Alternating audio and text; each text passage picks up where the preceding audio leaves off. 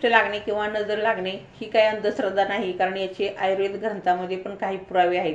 दृष्ट लागल्यानंतर काय होतं, डोकं दुखतं, मळमळतं, चक्कर येते, जास्त काही होत नाही. मग अशा वेळेला मीठ मोहरीनं, खाऊच्या पानानं किंवा बाकी आपल्याला सांगतात काही, त्याचीसुद्धा आपण काढू शकतो. पण सगळ्यात छान असा उपाय आहे की आपल्या घरात नेहमी तुरटी आणून ठेवावी. आणि तुरटी ही पारदर्शक आहे, कारण ज्याची दृष्ट लागलेली आहे त्याला पण माहीत नसतं की माझी दृष्टी ह्याला लागलेली आहे.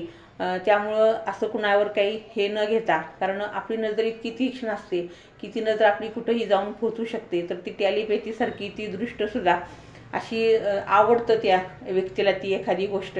आणि मग पुरातन काळातसुद्धा काही दगड असे देवाचे बांधकाम करताना कोरीव दगडसुद्धा भंगलेले आहेत.